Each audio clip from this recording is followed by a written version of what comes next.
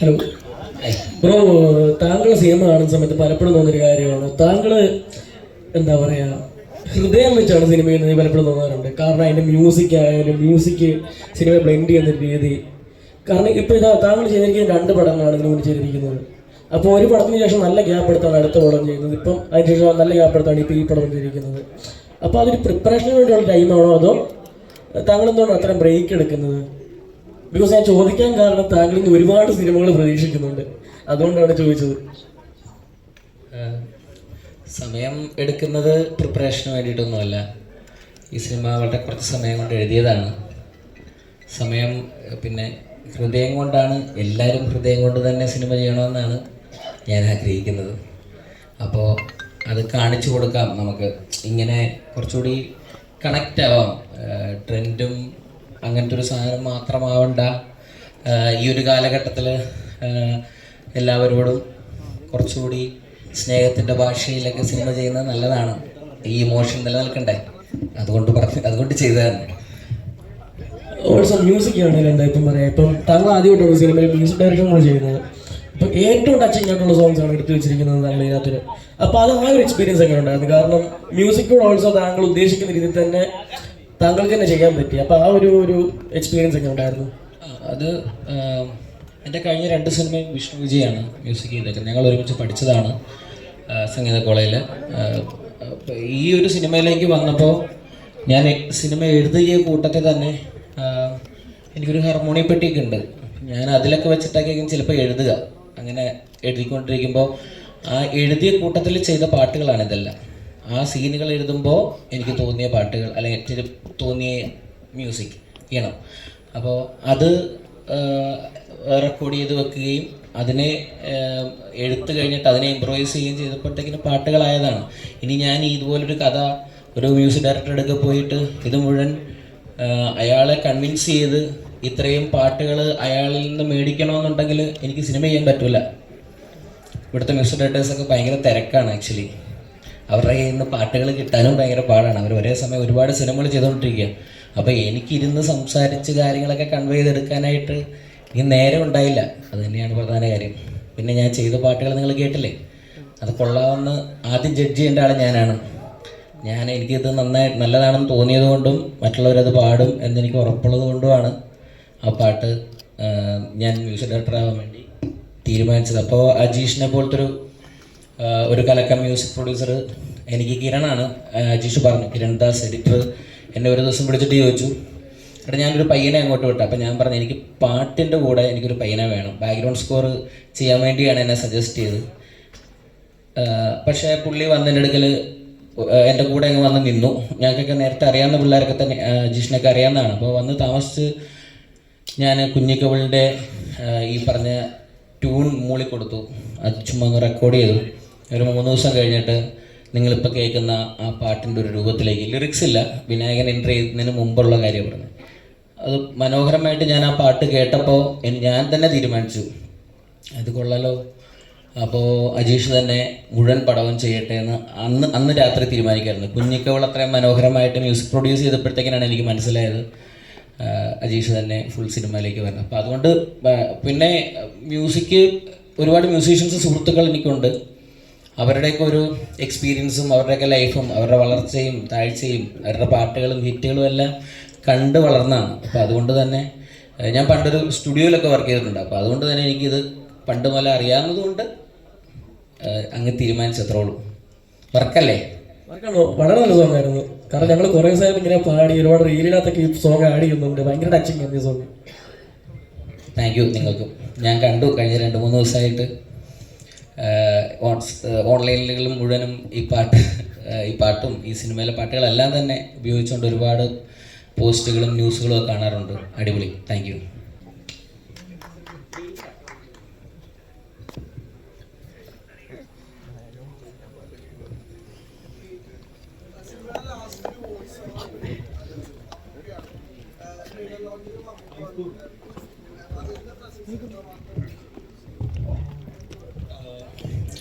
അദ്ദേഹത്തിൻ്റെ പ്രസൻസ്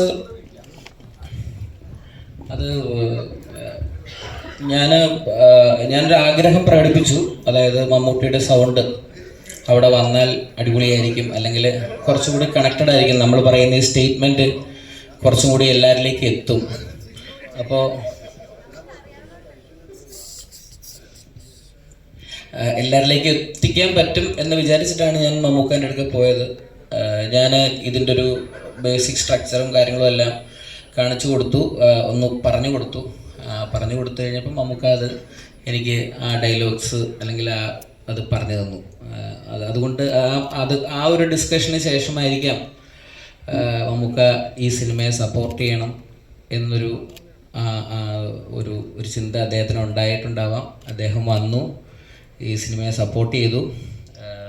ഇപ്പോൾ ഈ സിനിമ എല്ലാവർക്കും കാണാനായിട്ടുള്ളൊരു താല്പര്യത്തിലാണ് ഇപ്പോൾ എല്ലാവരും ഇരിക്കുന്നത്. അല്ലെങ്കിൽ ഗപ്പിയൊക്കെ ഞാൻ ഒരുപാട് ട്രൈ ചെയ്തു എല്ലാവരിലേക്കും ഒന്ന് എത്തിക്കാൻ, പക്ഷെ പറ്റിയില്ലായിരുന്നു. ഇപ്പം നമുക്ക് അത് പറഞ്ഞപ്പോൾ ആ സിനിമ എല്ലാവരിലേക്കും ആ ഒരു 2 വരിയിൽ എല്ലാവരിലേക്കും എത്തി. അതാണ് ദൈവാനുഗ്രഹം, ഭാഗ്യം. പിന്നെ ഈ അസിസ്റ്റൻ്റായിട്ട് തുടങ്ങിയ ആളാണ്, അപ്പോൾ ഒരുപാട് അസിസ്റ്റന്റ് ഡയറക്ടേഴ്സിനെ കണ്ടിട്ടുണ്ടാവും. ശരിക്കും റിയൽ ലൈഫിൽ ഒരുപാട് റെഫറൻസുകൾ എടുത്തിട്ടുണ്ടെന്ന് അറിയാം. ശരിക്കും അതിൻ്റെ ഒരു അല്ലെങ്കിൽ ഇങ്ങനത്തെ ഒരു കഥ തുടങ്ങുമ്പോൾ തന്നെ അല്ലെങ്കിൽ ഫസ്റ്റ് തോട്ട് തുടങ്ങുമ്പോൾ തന്നെ ഈ അസിസ്റ്റന്റ് ഡയറക്ടേഴ്സിനെ ഏറ്റവും ഇമ്പോർട്ടൻറ്റ് ഫാക്ടറാക്കി വെക്കണം എന്നുള്ള തോട്ട് എങ്ങനെയായിരുന്നു? അല്ല, അങ്ങനെ അതിനുവേണ്ടി പർപ്പസ്ഫുള്ളി ഒന്നും ചെയ്തില്ല. ഞാനൊരു അസിസ്റ്റന്റ് ഡയറക്ടറാണ്. ഞാൻ കണ്ടതും കേട്ടതുമായിട്ടുള്ള സിനിമകളിലെ കുറേ കഥകൾ ഇതിനകത്ത് വന്നു പോയിട്ടുണ്ട്. എല്ലാം ഞാൻ എക്സ്പീരിയൻസ് ചെയ്തിട്ടുള്ളതൊന്നുമല്ല, പക്ഷേ ഞാൻ കേട്ട കുറേ കഥകളുമൊക്കെ ഇതിനകത്ത് ഭയങ്കര ഫണ്ണായിട്ട് ഫാൻറ്റസി ആയിട്ടൊക്കെ നമ്മൾ കാണിച്ചേക്കുവാണ്. ഇതിന് ഭയങ്കര സിനിമയ്ക്കകത്തെ മറ്റേ റിയലിസ്റ്റിക് എല്ലാം കൂടി വലിച്ചു വാരി നമുക്ക് കാണിക്കാൻ പറ്റില്ല. അതുകൊണ്ടാണ് വാക്കുകളൊക്കെ ചിലതൊക്കെ മാറ്റിയൊക്കെ പറഞ്ഞ് പ്രോപ്പറായിട്ടൊന്ന് കമ്മ്യൂണിക്കേറ്റ് ചെയ്യാൻ സിനിമയിൽ കമ്മ്യൂണിക്കേറ്റ് ചെയ്യാൻ ട്രൈ ചെയ്തപ്പോൾ ചില ഫൗൾ ഡയലോഗുകളും ലാംഗ്വേജൊക്കെ വന്നിട്ടുണ്ട്. പക്ഷേ അത് വേണം, അതുണ്ടെങ്കിൽ മാത്രമേ ഉള്ളൂ ഇത് കംപ്ലീറ്റ് ആവത്തുള്ളൂ എന്ന് വിചാരിച്ചിട്ടൊക്കെയാണ്. അസിസ്റ്റന്റ് ഡയറക്ടേഴ്സ് അവരല്ലേ സിനിമകൾ ചെയ്തുകൊണ്ടിരിക്കുന്നത്, അവരല്ലേ ഡയറക്ടേഴ്സ് ആവുന്നത്. സോ ആരെങ്കിലുമൊക്കെ ഈ ഇമോഷനും കൂടിയൊക്കെ ഒരിടത്തും ഒരു വിലയില്ല. അസിസ്റ്റന്റ് ഡയറക്ടർ വീട്ടിലും ഇല്ല, നാട്ടിലും ഇല്ല, കുടുംബത്തും ഇല്ല.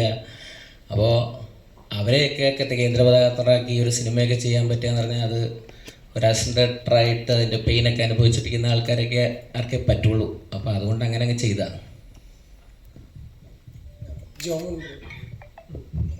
ഈ രോമാഞ്ചം കരിയറിൽ വലിയ ബ്രേക്ക് ആയിരുന്നു. അപ്പോൾ ഇത് ശരിക്കും ഒരു ആക്ടറായിട്ട് എത്രത്തോളം എക്സ്പ്ലോർ ചെയ്യാൻ പറ്റിയിട്ടുണ്ട്? ഒരുപാട് കാര്യങ്ങൾ പഠിക്കാൻ പറ്റിയിട്ടുണ്ട്.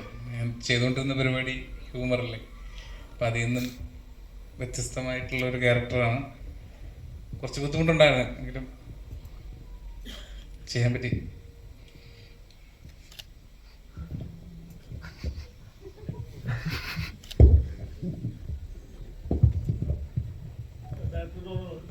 ഇമോഷൻസ് ക്യാരി ചെയ്യുന്ന ഒരു സിനിമയായിട്ടാണ് തോന്നിയത്. ജോമോൻ പിന്നെ അപ്പോൾ ഇവർ 3 പേരുടെയും കാര്യങ്ങളുണ്ട്. ഒരാൾ സിനിമയുടെ പൊട്ടി നിൽക്കുന്നു, ഒരാൾ അസിസ്റ്റന്റ് ഡയറക്ടർ ആകുമ്പോൾ ഒരാൾക്ക് അഭിനയിക്കാൻ ഒരുപാട് മോഹങ്ങളുള്ള ആളാണ്. ഇവർ 3 പേരുടെ കോമ്പോ അതെങ്ങനെയാണത് അത് വർക്കാവുമെന്ന് ഉറപ്പായതും അതുപോലെ ഇന്ത്യൻ സൈഡിന് കഥകളി ഒരുപാട് കാര്യങ്ങളുണ്ടായിരുന്നു. അതിലേക്ക് വർക്കാവാൻ ഇന്ത്യൻ സൈഡിനെ തന്നെ തിരഞ്ഞെടുക്കാനുള്ള കാരണവും ഇമോഷൻ ഇത്രനാൾ കോമഡി ചെയ്തിരുന്ന ആളാണ് ജോമോൻ. അതിനകത്ത് എന്തുകൊണ്ട് ഇമോഷൻ കൈകാര്യം ചെയ്യാൻ വേണ്ടി ജോമോൻ ഒരു ആവേണ്ട ആളാണ് എന്നെനിക്ക് തോന്നിയിട്ടുണ്ട്. അതുകൊണ്ട് ജോമോനെ കാസ്റ്റ് ചെയ്തതാണ്. അതുമാത്രമല്ല, ജോമോൻ എത്രയോ തരം ഇമോഷൻസാണ് ഈ സിനിമയിൽ. ജോമോൻ്റെ കഥാപാത്രം ഫണ്ണുണ്ട്, കരയുന്നുണ്ട്, നന്നായിട്ട് ചിരിപ്പിക്കുന്നുണ്ട്. അപ്പം അതൊന്നും ഇപ്പോഴത്തെ കഥാപാത്രങ്ങൾ ഇച്ചിരി കുറവാണ് പലപ്പോഴും സിനിമകളിൽ. അപ്പോൾ അത് ജോമനെ കൊണ്ട് എനിക്ക് കൊണ്ടുവരാൻ പറ്റും. പിന്നെ ഇവരെയൊക്കെ തിരഞ്ഞെടുത്തത് ഞാൻ ഇതിനു മുമ്പ് അങ്ങനെ തിരഞ്ഞെടുത്ത സിനിമകൾ ചെയ്തിട്ടുണ്ട്. ഞാൻ ഗപ്പി ചെയ്യുമ്പോൾ ടൊവിനോ നായകനാവുന്ന ആദ്യ സിനിമയായിരുന്നു. അപ്പോൾ ഞാൻ അമ്പിളി ചെയ്യുമ്പോൾ സുഡാനി റിലീസ് ചെയ്യാൻ പോകുമായിരുന്നു. അങ്ങനെയൊക്കെ എന്തൊക്കെയോ കണക്ഷൻ അത് തുടക്ക സമയം തന്നെയായിരുന്നു സൗബിൻ ചെയ്തത്. അപ്പോൾ ചെയ്യിപ്പിച്ചെടുക്കാം എന്നൊരു കോൺഫിഡൻസിൻ്റെ പുറത്താണ് നമ്മൾ ആ തീരുമാനം എടുക്കുന്നത്. പലപ്പോഴും അത് വർക്കാവാതിരിക്കും. പക്ഷേ ഈ സിനിമയിൽ എനിക്കതെല്ലാം വർക്കാണ്. എനിക്ക് ഭയങ്കര ഇഷ്ടമാണ്. എല്ലാവരും ചോദിക്കും പെരുമ്പള്ളിക്ക് ഡൗട്ടാണ്, ഇങ്ങനെയാണ് എന്നെ കാസ്റ്റ് ചെയ്തെന്നാണ് എപ്പോഴും ചോദിച്ചുകൊണ്ടിരിക്കുന്നത്. അതെനിക്കും അറിഞ്ഞുകൂടാ. അതൊക്കെ സംഭവിച്ചു, അത്രേ ഉള്ളൂ. ഇന്ദ്രൻ ചേട്ടാ, ഇവിടെ എനിക്കൊന്ന് സിനിമ ഇറങ്ങുമ്പോൾ ഇനി കേരളക്കരയുടെ മൊത്തം ആശാനാവും ഇന്ദ്രൻ ചേട്ടനും തോന്നുന്നു. ഇവിടെ സ്ട്രീറ്റ് നേരെ. ഗംഭീര സിനിമയായിരുന്നു ചേട്ടാ, കണ്ട് ഒരുപാട് കണ്ണ് നിറഞ്ഞ് ഒരുപാട് ചിരിക്കാൻ പറ്റി. നല്ലൊരു സിനിമ തന്നതിന് ഞങ്ങൾ താങ്ക്സ് പറയാണ്. അപ്പം എങ്ങനെ ഒരു കഥാപാത്രം ചെയ്യുന്ന സമയത്ത് എനിക്കത് വേറൊരാൾ ചെയ്ത് കഴിഞ്ഞാൽ എത്രത്തോളം വർക്കാവുന്ന പോലും അറിയത്തില്ല. അപ്പം ഈ ആ ഒരു സ്ട്രഗിളിങ്, അല്ലെങ്കിൽ നമ്മൾ ചേട്ടൻ പറയുന്നുണ്ട് ആ സിനിമയുടെ ഡയലോഗുണ്ട്, 10 കൊല്ലം മുമ്പ് ഞാൻ ഓടിയതാണ്. അതൊരു ഏതൊരു സിനിമാക്കാരനും അങ്ങനെ ഒരു കഥ പറയാനായിട്ടുണ്ടാവും. ഇന്ന് വന്ന വഴിയിലൂടെ തിരിഞ്ഞു നോക്കുമ്പോൾ ഇന്ദ്രൻസ് എന്ന നടനെ സംബന്ധിച്ച് എത്രത്തോളം സ്ട്രഗ്ലിങ് ഫീൽ ചെയ്യുന്നുണ്ട്? എവിടെയൊക്കെ ഒരു ബന്ധമുള്ളത് പോലെ തന്നെ തോന്നും. ഞാൻ കുറേ ആഗ്രഹിച്ചു, ഞാനിങ്ങനെ അസിസ്റ്റൻ്റ് ഡയറക്ടർ ഓടി എന്നൊക്കെ പറയുമ്പോൾ ഞാൻ ചെയ്തു പോകുന്ന കാര്യങ്ങളിലൊക്കെ തന്നെ എനിക്ക് അതുമായിട്ട് ബന്ധമുണ്ടല്ലോ എന്നും തോന്നിപ്പോകും. അതായിരുന്നു. പിന്നെ ഈ പറഞ്ഞ പോലെ ഞാൻ ചെയ്തത് ഒരു പക്ഷേ ഞാൻ ഇത്തിരി എക്സ്പീരിയൻസ് ഉണ്ടെന്ന് പറഞ്ഞിട്ട് കാര്യമല്ല, എന്നെ കൊണ്ട് ചെയ്യിക്കാൻ ഇദ്ദേഹം കുറച്ച് പണിയെടുത്തിട്ടുണ്ട്. അതുപോലെ വേറൊരാളെ ചിലപ്പോൾ വേറൊരു രീതിയിൽ അത് കണ്ടേക്കാം. എനിക്ക് കിട്ടിയപ്പോൾ എനിക്കൊരു ആർത്തി തോന്നി, സന്തോഷം, കാര്യങ്ങളൊക്കെ. എനിക്കൊക്കെ അങ്ങനെ കിട്ടാൻ ബുദ്ധിമുട്ടല്ലേ അങ്ങനെ ഒരു വേഷമൊക്കെ. നമ്മളെ ഒരു പരിമിതികളൊക്കെ ഉണ്ടല്ലോ, അതാണ്. എനിക്കിത് മലയാള സിനിമ ഇന്ദ്രൻ സാറിനെയാണ് ഇപ്പോൾ ഏറ്റവും കൂടുതൽ ഡിമാൻഡ് എന്ന് തോന്നുന്നു. ഏറ്റവും കൂടുതൽ നല്ല കഥാപാത്രം തേടി വരാനായിട്ട് അല്ലെങ്കിൽ ഒരു കഥാപാത്രം ഇപ്പോൾ ആളുകൾ ഫസ്റ്റ് ഇന്ദ്രൻസ് എന്ന് പറയുന്ന ഒരു ബ്രാൻഡായി മാറിക്കൊണ്ടിരിക്കുകയാണ് ഇപ്പോൾ. അപ്പോൾ അതൊരു വലിയൊരു അംഗീകാരമായിട്ട് ഞങ്ങൾ കാണുന്നു. ഞങ്ങൾ മലയാള സിനിമയിൽ വലിയൊരു അനുഗ്രഹമായിട്ട് ഞങ്ങൾ കാണുന്നു.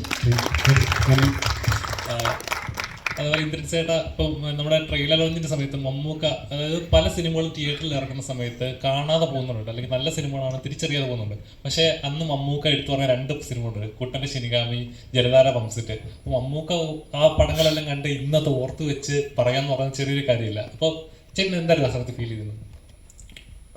മമ്മൂക്ക ഒരു ദിവസം എന്നെ വിളിച്ചിട്ട്, അപ്പം എൻ്റെ ഒരു ചെറിയ ഫോണാണ്, വാട്സപ്പൊന്നും ഇല്ലാത്ത ഫോണാണ്. എനിക്കത് കൈകാര്യം ചെയ്യാനോ അല്ലെങ്കിൽ അതിലൊരുപാട് സമയം കളയാനോ ഇല്ലാന്ന് വെച്ചിട്ട് ഞാൻ ശ്രമിക്കാതിരുന്നതാണ്. ഒരു ദിവസം മമ്മൂക്ക, അപ്പം എല്ലാവരും വിളിക്കുന്ന മോൻ്റെ ഫോണിൽ വിളിക്കും, വിശേഷം അന്വേഷിക്കും, തിരിച്ചു പറയും. അപ്പോൾ ഒരു ദിവസം എൻ്റെ അടുത്ത് ഫോൺ തന്നിട്ട് വഴക്ക് പറഞ്ഞു. നമുക്ക് വല്ലതും പറയണമെങ്കിൽ തന്നെ കുട്ടികളെടുത്താണോ പറയാൻ, ഞങ്ങളെ പോലെയുള്ള തെറിയൊന്നും കേൾക്കണ്ടല്ലോ എന്നൊക്കെ പറഞ്ഞു. അങ്ങനെ അത് തുടങ്ങിയത്. അപ്പം എന്നിട്ട് അത് എടുത്ത് തന്നെ വിളിച്ച് പറഞ്ഞ് റെഡിയായിരുന്നു. അന്നേരമാണ് ഈ ശിനിഗാമിയുടെ കാര്യവും കുട്ടൻ്റെ ശിനിഗാമി, ജലധാര പമ്പ് സെറ്റിനെ കുറിച്ചൊക്കെ പറഞ്ഞു. അപ്പോൾ അതുകൊണ്ടാണ് ഞാൻ കുറച്ച് നേരത്തെ പറഞ്ഞത്, ഈ ചിലർ വലിയ ആവേശത്തോടെ സിനിമയും കഥയൊക്കെ പറഞ്ഞ് ആർട്ടിസ്റ്റുകളെയൊക്കെ വിളിക്കും. ഷൂട്ടിംഗ് തീരുമ്പോൾ അവരെല്ലാം നേടിയതുപോലെ അങ്ങ് തളർന്ന് ഇരുന്നേക്കും, ഇനി അവരുടെ ജോലിയല്ലാത്ത പോലെ. പിന്നെ എന്തൊക്കെ അതിനെക്കുറിച്ച് ഊറ്റം കൊള്ളുന്നതല്ലാതെ തിയേറ്ററിൽ വരുന്നവരെ ഷൂട്ടിംഗ് കഴിഞ്ഞ ശേഷമാണ് ഇപ്പം പണിയുള്ളത്. അത് 100 കാര്യങ്ങളാണ് ജനങ്ങളിങ്ങനെ തിരക്കുടിച്ച് ഓടുന്നതിനിടയ്ക്ക് അവരുടെ ശ്രദ്ധ ക്ഷണിക്കുക എന്നുള്ള ഒരു വലിയ കാര്യമാണ്. അത്രയും സ്ട്രെയിൻ എടുക്കാൻ വയ്യ. അവർ പറഞ്ഞെന്തോ ചെയ്തു വെച്ച് മഹത്തര കാര്യം ഇനി എല്ലാവരും കണ്ടോണ്ട് എന്നുള്ളൊരു ധാരണ പ്രകാരമാണ് നമുക്ക് പറഞ്ഞ പോലെ ആ സിനിമകൾ പലരും എത്താതെ പോകുന്നത്. അതുകൊണ്ടാണ് ഞാൻ അങ്ങനെ ചെയ്യുന്ന, അത്രയും ഊർജ്ജമുള്ള, അങ്ങനെ സിനിമ അറിയാവുന്ന ജനങ്ങളെ ബഹുമാനിക്കുക എന്ന് തന്നെയാണ് പറയേണ്ടത്. അങ്ങനെയുള്ളവരുടെ കൂട്ടത്തിൽ ചേരുമ്പോഴാണ് നമുക്കും ഒരു സമാധാനം. ചെയ്തതിൽ അർത്ഥമില്ലാതായില്ല, അർത്ഥമുണ്ടല്ലോ, അതങ്ങനെ ആയിപ്പോയല്ലോ, ഇരുട്ടത്ത് നിന്നല്ലല്ലോ കൊഞ്ഞനം കാണിച്ചത്, നേരിട്ടല്ലേ എന്നൊക്കെ പറയാൻ തോന്നുന്നത് അങ്ങനെ വരുമ്പോഴാണ്. ജോമൻ ബ്രോ, അതായത് ഇപ്പോൾ സിനിമയുടെ തുടക്കത്തിൽ ഒരു സിനിമയെ സ്നേഹിക്കുന്നവർ അല്ലെങ്കിൽ സിനിമയിൽ അപ്പോൾ ശരിക്കും ആ സ്ട്രഗിൾ ഞങ്ങൾക്ക് ഫീൽ ചെയ്തു. അതിൽ സിനിമ എങ്ങനെ ഒരു ഐഡിയ ആയി മുതൽ ഒരു ഷോട്ടിൽ ഒരു സീൻ എങ്ങനെയാണ് അത് എടുക്കേണ്ട ആ ഒരു സ്ട്രഗിളിങ്, അതൊരു എത്രത്തോളം ഉണ്ട് ഒരു ഐഡിക്ക് കഷ്ടപ്പാടെന്നുള്ളത് നമ്മൾ കാണുന്നുണ്ട് അതിനകത്ത്. അപ്പോൾ ശരിക്കും ജോമൻ ബ്രോ, അതായത് വന്ന വഴി നോക്കുമ്പോഴേക്കല്ലേ റീൽസിലൂടെ ആയാലും പിന്നീട് ഇപ്പോൾ സിനിമ വന്ന് നിൽക്കുമ്പോൾ ഇപ്പോൾ ആ ഇതൊക്കെ ഇച്ചിരി ലൈഫ് കരിയറെല്ലാം മാറും. അപ്പോൾ ആ സ്ട്രഗിൾസിന് ഇന്ന് റിസൾട്ട് ഉണ്ടായി നിൽക്കുകയാണ്. എങ്ങനെയാണ് ഫീൽ ചെയ്യുന്നത്?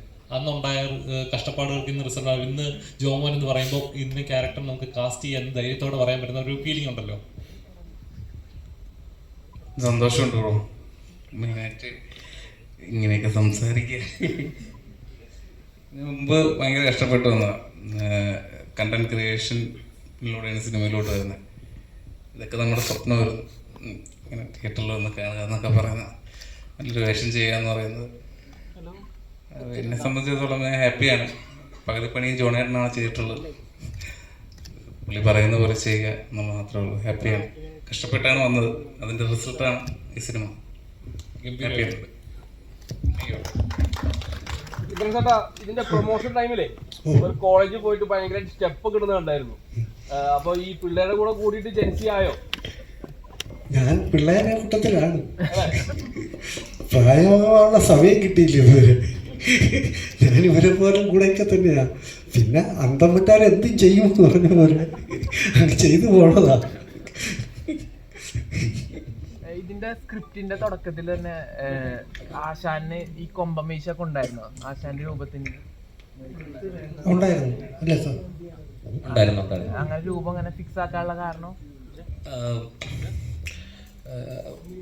അത് ഇനിയിപ്പം എനിക്ക് തോന്നുന്നു നമുക്കത് റിലീസ് കഴിഞ്ഞിട്ട് അടിപൊളിയായിരിക്കും. പറഞ്ഞു കഴിഞ്ഞാൽ കുറച്ചുകൂടി പറയണമെന്നൊക്കെ ഉണ്ട്.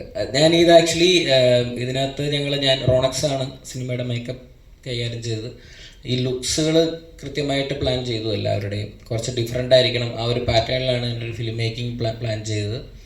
അപ്പോൾ അങ്ങനെയൊക്കെ ഇരിക്കുമ്പം ഇവരുമൊക്കെ കുറച്ച് ഡിഫറെൻ്റ് ആയിട്ടിരിക്കണം, ലുക്ക് അടിപൊളിയായിരിക്കണം. അതങ്ങനെ വിമലും എല്ലാവരും അതിനുവേണ്ടി ഒരുപാട് എഫേർട്ട് എടുത്തു ഇതിൻ്റെ ഒരു ലുക്ക് ചേഞ്ച് ആയിട്ട് നമുക്ക് കാണുമ്പോൾ ഫീൽ ചെയ്യാൻ വേണ്ടി. അപ്പം അതിൻ്റെ ഭാഗമായിട്ടാണ് ഈ മേക്കപ്പിൻ്റെ കാര്യങ്ങളും എല്ലാം പ്ലാൻ ചെയ്തത്. ശരിക്കും ഈ സഹസംവിധായകരുടെ ലൈഫ് ഭയങ്കര സ്ട്രെസ്ഫുൾ ആണ്. സ്ട്രെസ്ഫുൾ എന്ന് വെച്ച് കഴിഞ്ഞാൽ അവരെപ്പോൾ സിനിമ ചെയ്യുന്നു എന്ന് പറയുന്ന ഒരു യാത്രയുണ്ടല്ലോ. ആദ്യത്തെ യാത്ര എന്ന് പറയുന്നത് അവർ സിനിമയിൽ കയറാൻ വേണ്ടിയിട്ടുള്ളൊരു യാത്രയാണ്. കയറിക്കഴിഞ്ഞാൽ പിന്നെ അവിടുന്ന് പിന്നെ അവർ സിനിമ ചെയ്യുന്നവരെ കുറേ യാത്രകളുണ്ട്. ഇപ്പം നിങ്ങളൊക്കെ എനിക്കറിയാം, നിങ്ങളൊക്കെ സിനിമ ആഗ്രഹിക്കുന്ന ആൾക്കാരാണ്. എല്ലാവരും സിനിമ ചെയ്യണമെന്ന് ആഗ്രഹിക്കുന്നതാണ്. കുറച്ചുകൂടി എല്ലാവരുമായിട്ട് ക്ലോസ് ആയിട്ട് നിൽക്കാൻ വേണ്ടിയിട്ടായിരിക്കും നമ്മൾ ഓരോ ജോബുകളും തിരഞ്ഞെടുക്കുന്നത്. പലപ്പോഴും സിനിമയിൽ അസിസ്റ്റന്റ് ഡയറക്ടേഴ്സ് ആകാനായിട്ട് അവസരം കിട്ടാതെ വരുമ്പോൾ സിനിമയുടെ ഏതെങ്കിലും മേഖലകളിലൊക്കെ അവർ എൻട്രി ആവും. അങ്ങനെ പിന്നെ ആ ജീവിതം ആ മേഖലയിൽ തന്നെ അവർക്ക് തുടരേണ്ടി വരും, അവരുടെ ലൈഫിൻ്റെ സ്ട്രഗിളും മറ്റു കാര്യങ്ങളും കാരണം. ഒരു അസിസ്റ്റന്റ് ഡയറക്ടർ ഇവിടെ അസിസ്റ്റന്റ് ഡയറക്ടേഴ്സിന് ഏതെങ്കിലും സ്ഥലത്ത് ബാറ്റ കൊടുത്തിട്ടുണ്ടോ? ഈ സിനിമകളൊക്കെ ഉണ്ടാക്കുന്ന ഡയറക്ടേഴ്സ് അസിസ്റ്റന്റ് ഡയറക്ടറായിട്ട് വരികയാണ്. അപ്പോൾ അവർക്ക് കുടുംബമുണ്ട്, അവർക്ക് വീടുണ്ട്, അവരെന്തോ അടിമപ്പണി ചെയ്യാനായിട്ട് കൊണ്ട് നിർത്തിയേക്കുന്ന ആൾക്കാരാണ്. എല്ലാവരും ചീത്ത വിളിക്കും. ആ സിനിമ സെറ്റിലുള്ള മുഴുവൻ ആൾക്കാരും എന്തുണ്ടെങ്കിലും ചീത്ത വിളിക്കുന്ന അസിസ്റ്റന്റ് ഡയറക്ടേഴ്സിനെയാണ്. അപ്പോൾ ഞാനും അതുപോലെ ഒരുപാട് ചീത്ത കേട്ടിട്ടുണ്ട്. അത് ഭയങ്കര ഇമോഷണലായിട്ടൊന്നും പറയുന്നൊന്നുമല്ല, അത് നമ്മളുടെ ജോലി തന്നെയാണ്, നമ്മളെ പണിയെടുത്തേ പറ്റുള്ളൂ. അപ്പം എങ്കിൽ മാത്രമേ ഉള്ളൂ നമുക്ക് മുന്നോട്ട് പോകാൻ പറ്റുള്ളൂ. അപ്പം അന്നേരം മേടിക്കാൻ പൈസ എന്നും പറഞ്ഞുകൊണ്ട് അന്ന് പൈസ മേടിക്കാതിരിക്കുന്ന ആൾക്കാരാണ് ഈ അസിസ്റ്റന്റ് ഡയറക്ടേഴ്സ്. കിട്ടും, നമ്മുടെ മുമ്പിൽ വരും സിനിമ, അന്ന് ഞാൻ നല്ല ശമ്പളം മേടിക്കും, ഞാൻ നല്ല പടം ചെയ്യുമെന്ന് പറഞ്ഞിട്ട് അവരെപ്പോഴും വർക്ക് ചെയ്യാണ്. അപ്പോൾ ഭയങ്കര സ്ട്രഗിളാണ് അത്. പിന്നെ സംവിധായകൻ്റെ കൂടെ ആയതുകൊണ്ട് അന്നൊന്നും മുടങ്ങത്തൊന്നുമില്ല, കറക്റ്റായിട്ട് കാര്യങ്ങളൊക്കെ നടന്നു പോകും. അപ്പം അത്രേ ഉള്ളൂ. സിനിമ ചെയ്യാനായിട്ട് കുറച്ചുകൂടി അവരെ കംഫർട്ടബിൾ ആക്കണം. അവർക്ക് ഇവിടെ വെച്ച് വെറുതെ പറഞ്ഞു എന്ന് മാത്രമേ ഉള്ളൂ. അവർക്ക് ഒരു ബാറ്റയൊക്കെ ഒന്ന് അറേഞ്ച് ചെയ്താൽ നല്ലതായിരിക്കും. ഫെഫ്ക യൂണിയനും നമ്മുടെ സംഘടനകളും എല്ലാവരും ചേർന്ന് എന്നുവെച്ചാൽ അവരല്ലേ പിന്നീട് അവർക്കൊരു ഇച്ചിരി മനസ്സമാധാനം കിട്ടിക്കഴിഞ്ഞാൽ അവർ നന്നായിട്ട് എഴുതും, സിനിമയൊക്കെ ചെയ്യും. അതുകൊണ്ട് അത് ഞാൻ പറഞ്ഞതേ ഉള്ളൂ. സാറിൻ്റെ എല്ലാ പടങ്ങൾക്കും എല്ലാ പടത്തിൻ്റെ കാസ്റ്റിങ്ങിനും ഭയങ്കര പ്രത്യേകത ഉണ്ടായിരിക്കും. ഇപ്പോൾ ഫസ്റ്റത്തെ സിനിമയാണെങ്കിലും രണ്ടാമത്തെ സിനിമയാണെങ്കിലും ഈ മൂന്നാമത്തെ സിനിമയാണെങ്കിലും എല്ലാം പുതുമുഖങ്ങളായിരിക്കും അധികവും. അല്ലെങ്കിൽ നമ്മൾ ഇതുവരെ കണ്ടിട്ടില്ലാത്ത ആൾക്കാരെ ആയിരിക്കും നായകനാക്കുന്നതും. അങ്ങനത്തെ ഒരു പാറ്റേൺ ഉണ്ട്. ഇപ്പോൾ ഇന്ന് ടൊവിനോ വലിയ സ്റ്റാർ ആയിരുന്നെങ്കിലും അന്ന് ടൊവിനോയ്ക്ക് അത്ര സ്റ്റാർ വാല്യൂ ഇല്ല. അപ്പം അങ്ങനത്തെ സിനിമകൾ ഇപ്പോൾ ഇങ്ങനത്തെ ഒരു കാസ്റ്റിംഗ് ഒരു വലിയ റിസ്ക്കും കൂടിയാണ്, ഒരു റിസ്ക് എലമെൻറ്റും കൂടി ഇതിൽ വരുന്നുണ്ട്. ഇപ്പോൾ നമ്മുടെ സിനിമ നന്നായിട്ട് ഇപ്പോൾ വലിയ വലിയ സ്റ്റാർസ് ഉണ്ടെങ്കിൽ ആൾക്കാർ തിയേറ്ററിൽ വന്ന് സിനിമ കാണുന്നുള്ളൂ, അല്ലെങ്കിൽ OTT വിട്ട് പോകണമെങ്കിൽ സ്റ്റാർ വാല്യൂ ആയിരിക്കും കൂടുതൽ നോക്കുക. അപ്പം ഇങ്ങനത്തെ റിസ്ക് എടുക്കുന്നത് അത് ഇഷ്ടപ്പെടുന്നതുകൊണ്ടാണോ അതോ അതായത് വലിയൊരു റിസ്ക് എലമെന്റ് കൂടി അതിലുണ്ട്, അതുകൊണ്ടാണ് ഞാൻ ചോദിക്കുന്നത്. ആ റിസ്ക് എടുക്കുകയും ചെയ്യും, അത് അനുഭവിച്ച് തീർക്കുക നമ്മൾ തന്നെയായിരിക്കും. അതെ അതെ, ഒറ്റയ്ക്കായിരിക്കും റിസ്ക് എടുത്തു കഴിഞ്ഞാൽ നമ്മൾ അനുഭവിക്കേണ്ടി വരിക. പക്ഷെ അങ്ങനത്തെ സിനിമകൾ ഓടിയിട്ടില്ലല്ലോ, ആരും കണ്ടിട്ടില്ല. പക്ഷെ അങ്ങനത്തെ സിനിമകൾ TV-യിൽ വരുമ്പോൾ പ്രേക്ഷകർ ഇഷ്ടപ്പെടുന്നു, അത് നല്ല സിനിമയാണെന്ന് പറയുന്നു. പക്ഷെ ആ സമയത്ത് അതിന് വേണ്ട വാല്യൂ കിട്ടാതെ വന്നിട്ടുണ്ട്. അതൊന്നും നോക്കണ്ടോ, സിനിമയല്ലേ, അത് കാണുമ്പം കിട്ടും അതിൻ്റെ വാല്യൂ. അതിപ്പം ഇവിടെ തന്നെ ഇരുന്ന് 100 കോടി 50 കോടിയും മറ്റേ ക്ലബും പരിപാടി അതൊന്നുമില്ല. സിനിമ എന്ന് പറയുന്നത് അതിങ്ങനെ നിങ്ങൾ കണ്ടല്ലോ ചിത്രം, അത് സ്വീകരിക്കും. ചിലപ്പം വർക്കാവത്തില്ല, ചിലപ്പം വർക്കാവും. അതൊക്കെ അതിൻ്റെ വിധിക്ക് വിട്ടുകൊടുക്കുക. നമ്മളത് ഇഷ്ടപ്പെട്ട് ചെയ്യുക എന്നുള്ളത് മാത്രമേ ഉള്ളൂ. നല്ല നല്ല സിനിമയായിരുന്നു. മാത്രമല്ല ഇതിൻ്റെ കാസ്റ്റിംഗ് എനിക്ക് ഭയങ്കരമായിട്ട് ഇഷ്ടപ്പെട്ടത് ജോമോൻ്റെ. കാരണം എനിക്ക് ഇപ്പോഴത്തെ യങ് ആക്ടേഴ്സിൽ ഭയങ്കര ഇഷ്ടപ്പെട്ട ഒരാളാണ് ജോമോൻ്റെ ആക്ടിങ് ഞാൻ ഭയങ്കരമായിട്ട് ഇഷ്ടപ്പെടുന്നുണ്ട്. ഇപ്പോൾ ഏത് സിനിമ കാണുമ്പോൾ ജോമോൻ്റെ ആക്ടിങ് എപ്പോഴും ഒരു സ്പെഷ്യാലിറ്റി ഉണ്ടായിരിക്കും, ഭയങ്കര നാച്ചുറൽ ആയിരിക്കും. അങ്ങനെ ഫീൽ ചെയ്തിട്ടുണ്ട്. ഞാൻ ജോമോൻ്റെ ഭയങ്കര ഫാനായിരുന്നു. അപ്പോൾ ആ സമയത്ത് തന്നെ ജോമോനെ നല്ലൊരു കഥാപാത്രം ചെയ്യണം, അല്ലെങ്കിൽ സ്ഥിരമായിട്ട് ചെയ്യുന്ന ഒരു കോമഡി അതല്ലാതെ നല്ല സീരിയസ് ആയിട്ടുള്ള ഒരു റോള്, നല്ലൊരു റോള് കാണണമെന്നുണ്ടായിരുന്നു.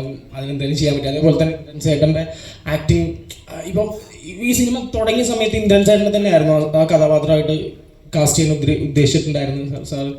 അതെ, ഇന്ദ്രൻ ചേട്ടനെ മനസ്സിൽ കണ്ടിട്ടായിരുന്നു ആ കഥാപാത്രം എഴുതിയത്. അതെ അതെ. അത് ആദ്യം കുറച്ച് വലിയ സിനിമയൊക്കെ ആയിട്ട് പ്ലാൻ ചെയ്യാമായിരുന്നു എന്നൊക്കെ പറഞ്ഞിട്ട് പ്ലാൻ ഉണ്ടായിരുന്നതാണ്. പക്ഷേ നല്ല സിനിമയായിട്ട് പ്ലാൻ ചെയ്യാമെന്ന് വിചാരിച്ചു. ശോഭി സാർ ഈ സിനിമയിൽ ഒരു ഡയറക്ടറാണ്. അപ്പോൾ ഒരു ഡയറക്ടറുടെ പാടും അതൊക്കെ അതേപടി മെയിൻറ്റെയിൻ ചെയ്ത് നിർത്തണമായിരുന്നല്ലോ. അപ്പോൾ ശരിക്കും ഇങ്ങനൊരു സമയത്ത് ഒരു ഡയറക്ടറുടെ സ്ട്രഗിൾ എത്ര ഒരു കുടുംബം വരെ വിറ്റ് പോകുന്ന ഒരു അവസ്ഥയൊക്കെ കാണിക്കുന്നുണ്ട് ശരിക്കും പറഞ്ഞാൽ. അപ്പോൾ ഒരു ആ ഒരു പോയിന്റ് ഉണ്ടല്ലോ, ഒരു ഇന്റർവെൽ ബ്ലോക്കിന് മുമ്പ് കിട്ടുന്ന ഒരു സീനുണ്ട്, പറഞ്ഞു കഴിഞ്ഞാൽ ഒരു പോവാം. അപ്പം ആ ഒരു സീനൊക്കെ ചെയ്യുന്ന സമയത്ത് എന്തായിരുന്നു മൈൻഡിലുണ്ടായിരുന്ന സമയത്ത്, അല്ലെങ്കിൽ നമ്മൾ വന്ന സ്ട്രഗിൾ നമ്മളോട് ഇങ്ങനെ പലരും ഇങ്ങനെ പറഞ്ഞിട്ടുണ്ടല്ലോ, അല്ല അങ്ങനെ ഫീൽ ചെയ്തിട്ടുണ്ടായിരുന്നോ? തീർച്ചയായിട്ടും അത് ആ സീൻ ചെയ്യുന്ന സമയത്ത് വെച്ചാൽ അതിൻ്റെ എൻ്റെ മനസ്സിൽ അന്നേരം ഉണ്ടായിരുന്നത് ഇന്ദ്രൻ സേനെ അടിക്കുക എന്നുള്ളത് വല്ലാത്തൊരു ഫീലായിരുന്നു. കാരണം എങ്ങനെ അടിക്കും എന്നുള്ളതാണ് ഞാൻ എൻ്റെ ചിന്ത.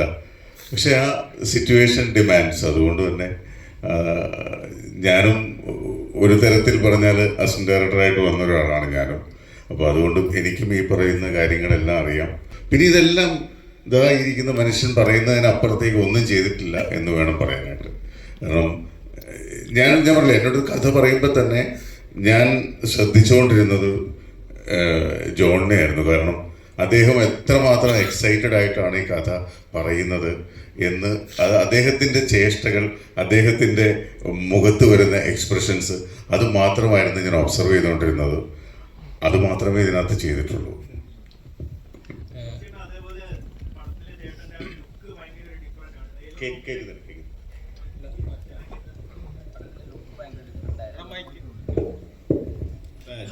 ട്രെയിലർ കണ്ടപ്പോൾ ചേട്ടനെ കണ്ടുപിടിക്കാൻ ഒരുപാട് ബുദ്ധിമുട്ടി. കാരണം ഇതിൽ ആരാണ് ശോഭിച്ചേട്ടെന്ന് ആദ്യം മനസ്സിലായില്ല.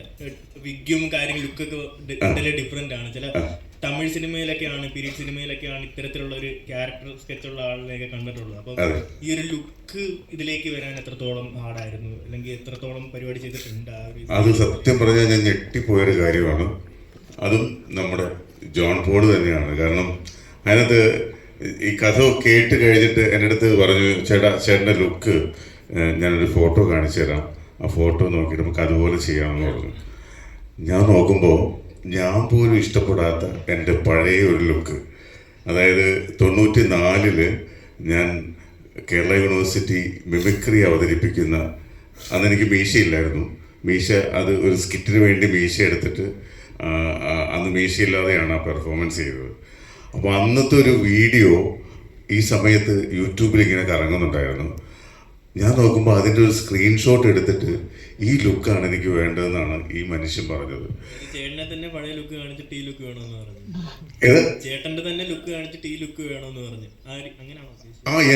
എൻ്റെ ഫോട്ടോ തന്നെ എടുത്തിട്ട്, അത് എനിക്കൊട്ടും ഇഷ്ടമില്ലാത്തൊരു ലുക്കാണ്, അതെടുത്തിട്ട് പറയണത് എനിക്ക് ഈ ലുക്കാണ് വേണ്ടത്. ഞാൻ തന്നെ ഞെട്ടിപ്പോയി. പക്ഷെ അന്നേരം എനിക്ക് മീശ ഒരു പ്രശ്നമായിരുന്നു. പക്ഷെ എങ്കിലും ജോണിൻ്റെ ഒരു ഇഷ്ടം, അതുകൊണ്ട് തന്നെ ഞാൻ മീശ എടുത്തു.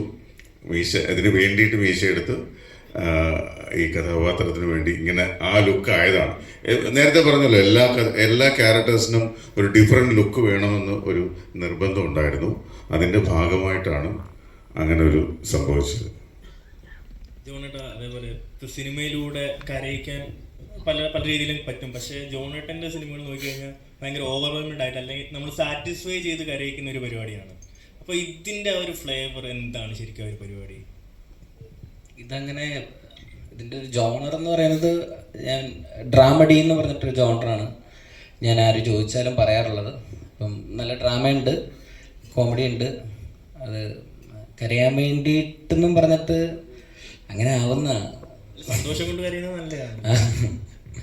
അല്ല, ഇത് ഇൻഫ്ലുവൻസ് എവിടുന്നേലും ഇൻസ്പയർഡ് ആയതാണോ അല്ലെങ്കിൽ സ്വന്തം ലൈഫിൽ നിന്നും ഇൻസ്പയർഡ് ആയതോ? ഇതോ അല്ല, ഈ സിനിമയുടെ കഥ അല്ല, ഈ ഡ്രാമഡി എന്ന് പറഞ്ഞ ജോണറ് നമ്മുടെയൊക്കെ ജീവിതം തന്നെ കുറച്ച് അതാണല്ലോ മൊത്തത്തില്. അപ്പം എല്ലാവരുമായിട്ടും കണക്റ്റഡ് ആണ്. ഞാൻ സിനിമയിൽ തന്നെ ഒരുപാട് നാള് അസിസ്റ്റൻ്റായിട്ടും പ്രൊഡക്ഷനും ഒക്കെ ഒരുപാട് ജോലി ചെയ്തിട്ടുണ്ട്. അപ്പം അതിനകത്ത് ഈ ഡ്രാമ ഇഷ്ടം പോലെ കണ്ടിട്ടുണ്ട്. ഈ സിനിമാക്കാർ വന്നു എന്നൊക്കെ സിനിമയിൽ പറയുന്നുണ്ട്. അപ്പം ഒരുപാട് ഡ്രാമ കണ്ടിട്ടുണ്ട്. അപ്പം അതിൽ നിന്ന് വളരെ കൃത്യമായിട്ട് കുറച്ച് കോമഡി എടുത്താണ് ഇതൊന്ന് ഫില്ല് ചെയ്ത്, അത്രേ ഉള്ളൂ. പിന്നെ സിനിമയിൽ എല്ലാ മേഖലയിലാണെങ്കിലും കുറച്ച് ട്രാൻസ്പെറൻസി ഉണ്ടല്ലോ. അതായത് ചില കാര്യങ്ങൾ പൊതുസമൂഹത്തിനോട് പറയുമ്പോൾ അല്ലെങ്കിൽ അങ്ങനത്തെ ചില പരിപാടികൾ. അപ്പോൾ സിനിമയിൽ വർക്ക് ചെയ്യുന്ന ആളാണ്. അപ്പോൾ സിനിമയിലെ തന്നെ ചില കാര്യങ്ങൾ നമ്മൾ സിനിമയിലൂടെ കാണിക്കുമ്പോൾ സിനിമാക്കാർ നാളെ നമുക്കെതിരെ എന്തെങ്കിലും രീതിയിൽ അല്ല അങ്ങനത്തെ എന്തെങ്കിലും ചിന്തിച്ചിട്ടുണ്ടോ? അങ്ങനെയൊന്നും ചിന്തിച്ചിട്ടൊന്നുമില്ല. അങ്ങനെ ആരും ഉപദ്രവിക്കാനൊന്നും വരത്തൊന്നുമില്ല. അല്ല, അതായത് ഈ നടനോട് ഓൾറെഡി പറയുന്നുണ്ട് നിങ്ങളിപ്പോൾ വിഗ് വെച്ചിട്ട് വരണം എന്ന് പറയുന്നുണ്ട്. അപ്പോൾ പറയുന്നുണ്ട് പറ്റില്ല എന്ന് പറയുന്നുണ്ടായിരുന്നു. പക്ഷേ കഥാപാത്രം അങ്ങനെയല്ല, വിഗ് വെക്കാതാണ് വരേണ്ടതെന്ന് പറയുന്നുണ്ട്. പക്ഷേ ഡയറക്ടർ ഓൾറെഡി സ്റ്റാറിൻ്റെ അടുത്ത് നിന്ന് പറയുന്നുണ്ട് വിഗ് പറയുന്നില്ല, പക്ഷേ മാറ്റിയാണ്. ഓക്കെ, ഇറങ്ങി വരാൻ പറയും. പുറത്തു നിന്നുമ്പോൾ മറ്റേ ബസ് പിടിച്ചിട്ടാണ് പോകുന്നത്. അപ്പോൾ അതുപോലത്തെ സംഭവങ്ങളാണ്. അതുപോലത്തെ ഒരുപാട് ഇൻസിഡൻ്റ് ഉണ്ട്. അത് നിങ്ങളൊക്കെ തന്നെ കണ്ടിട്ടുണ്ടാവും. പുറത്ത് ഫുള്ള് സാധനം വന്നിട്ട് ക്യാരവനകത്ത് ഡോറിനകത്ത് കയറി കഴിഞ്ഞാൽ മൊത്തം ടോൺ ചേഞ്ച് ആവും. ചേഞ്ച് ആക്കിയല്ലേ പറ്റുള്ളൂ.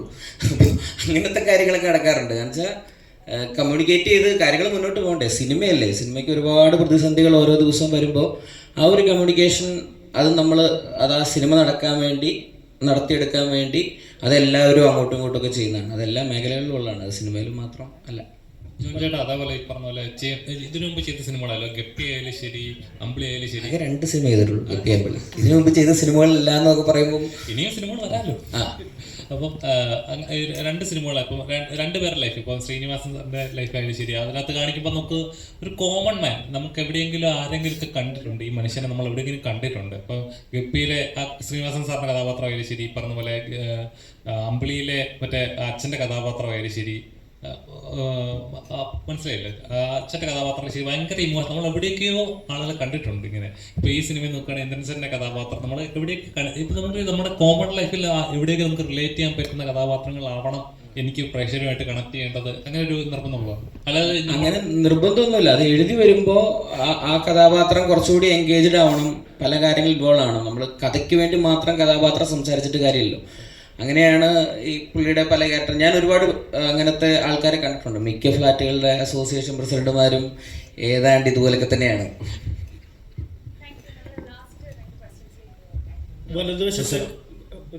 വലതുവശത്തെ കണ്ണുനീര് വരണം എന്നുള്ള സ്ക്രിപ്റ്റിലുള്ളതാണെന്ന് തോന്നി. ഇവിടെയാണ്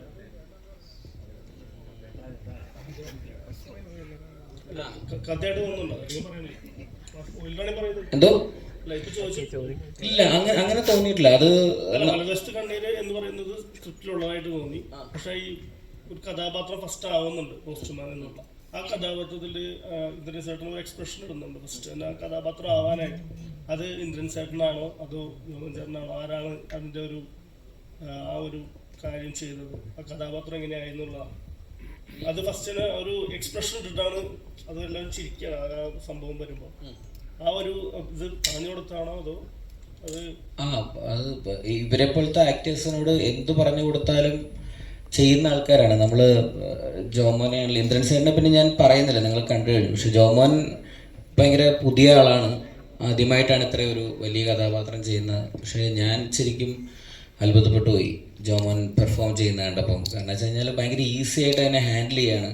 നമുക്ക് ആ കഥാപാത്രത്തെ എങ്ങനെ വേണമെങ്കിലും കൊണ്ടുപോകാം, എങ്ങോട്ട് വേണമെങ്കിലും ട്രാവൽ ചെയ്യാൻ പറ്റുന്ന രീതിയിലുള്ളൊരു ഒരു ആക്ടറാണ്. അപ്പോൾ അതുകൊണ്ട് തന്നെ ഭയങ്കര ഈസി ആയിരുന്നു. ഇവരെല്ലാവരും എല്ലാ കഥ ഇപ്പം ബിപിൻ പെരുമ്പള്ളി പുള്ളിനെ നമ്മൾ കാസ്റ്റ് ചെയ്യുമ്പം ആ ലുക്കൊക്കെ പിടിച്ച് നമ്മൾ അതിലേക്ക് എത്തിച്ചു കഴിഞ്ഞപ്പോൾ ആളുടെ പെർഫോമൻസ് കൂടി വന്നു കഴിഞ്ഞപ്പോഴത്തേക്കിന് അവർ ആ ലൊക്കേഷനിൽ പോലും ആ കഥാപാത്രമായിട്ട് അങ്ങ് ജീവിക്കുമായിരുന്നു. പക്ഷേ നമ്മളെല്ലാവരും ഭയങ്കര ഹാപ്പി ആയിരുന്നു. അതിൽ വന്നിരിക്കുന്ന ഓരോ കുഞ്ഞു ക്യാരക്ടർ ചെയ്ത ആൾക്കാർ പോലും നന്നായിട്ട് തന്നെ ചെയ്തു എന്നാണ് വിചാരിക്കുന്നത്.